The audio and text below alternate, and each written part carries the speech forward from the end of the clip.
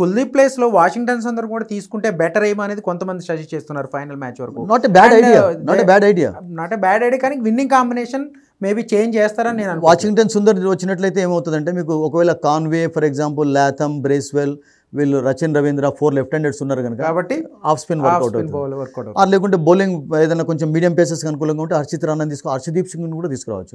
అంటే కుల్దీప్ కొంచెం ఈ టోర్నమెంట్లో getting wickets but match winner అనే ట్యాగ్ ఇంకా నిరూపించలేకపోయాడు.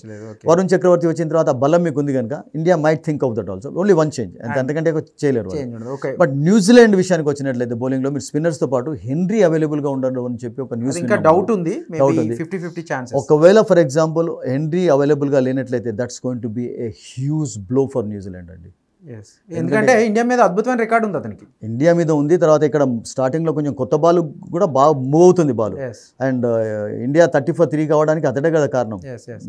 ఆల్రెడీ మనం ఫైనల్ గా పిచ్ గురించి కూడా మాట్లాడుకున్నాం మనం. సో ఎంత స్కోర్ ఫైనల్ గా మీరు చెప్పండి, ఎంత స్కోర్ అయితే సేఫ్ ఫస్ట్ బ్యాటింగ్ చేస్తే, ఒకవేళ వాళ్ళని కంట్రోల్ చేయగలిగితే ఎంత స్కోర్ కి లోపు కంట్రోల్ చేస్తే మనకి టైటిల్ విన్ అయ్యే అవకాశం ఉందంట. నరేష్ మనం అగైన్స్ ఆస్ట్రేలియా చూసాం కదా సెమీఫైనల్లో, ఆ వికెట్ 300+ లాగా కూడా కనబడలేదు మీకు. స్మిత్ ఆడుతున్నప్పుడు కనబడింది. ఇంకా 20 ఓవర్స్ ఉన్నాయి. 30 ఓవర్స్లో వాళ్ళు ఆల్రెడీ 150 దగ్గరకు వచ్చారంటే మీకు 20 ఓవర్స్లో ఈజీగా 170, 180 స్కోర్ చేయదు. సో 320, 315 స్కోర్ లాగా కనబడింది. వాళ్ళు లాస్ట్కి ఇండియన్స్ అద్భుతంగా బౌలింగ్ చేయడంతో 270 కూడా చేయలేకపోయినా 260+ చేయగలిగారు. సో పాకిస్తాన్ అగెన్స్ట్ కూడా it looked a good wicket. Bangladesh against కూడా వాళ్ళు టాప్ ఆర్డర్ అదేంది కానీ లాస్ట్లో పాప మంచిగానే స్కోర్ చేయగలిగారు. న్యూజిలాండ్ అగెన్స్ట్ కూడా 240. I mean in Dubai the wickets have not been bad at all. ఒక స్పోర్టింగ్ వికెట్ అంటాం కదా. బౌలర్స్ హెల్ప్ఫుల్ కండిషన్స్ కనబడ్డాయి, పేసర్స్ కనబడ్డాయి, స్పిన్నర్స్కి ఎక్కువగా కనబడ్డాయి. అండ్ బ్యాటర్స్ ఎవరైతే కొంచెం పేషెన్స్ కనబడుతుంది, అబ్సల్యూట్లీ కొంచెం టెక్నిక్ మంచిగా ఉపయోగించి రాదు. మీరు బౌండరీ సిక్సెస్ ప్రధానం కాదు, మీరు సింగిల్స్ తోటి కూడా స్కోర్ చేయగలుగుతారు అని చెప్పినటువంటి పార్ట్నర్షిప్స్ బిల్డ్ చేయడం అనేది చాలా.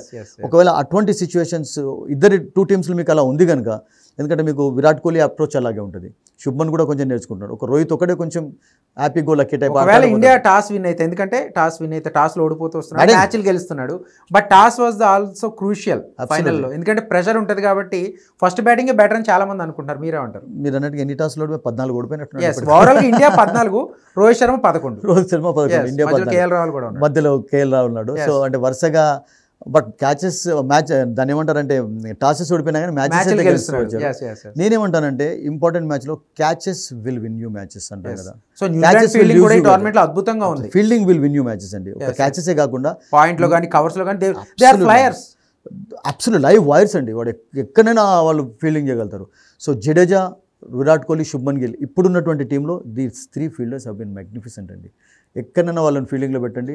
విరాట్ కోహ్లీ ఎక్కువగా పాయింట్ చేయడు కానీ but Jadeja can field anywhere అండి. ఓకే, ఫైనల్గా మీ ప్రెడిక్షన్? నా ప్రెడిక్షన్ ఫీల్డింగ్ చక్కగా చేయాలి అండ్ 260, 270 అరౌండ్ ఏ స్కోర్ అయినా కానీ for any team that can be good score on this wicket. ఒకవేళ అంతకంటే ఎక్కువ ఎన్ని రన్స్ వచ్చా కానీ 250 బోనస్.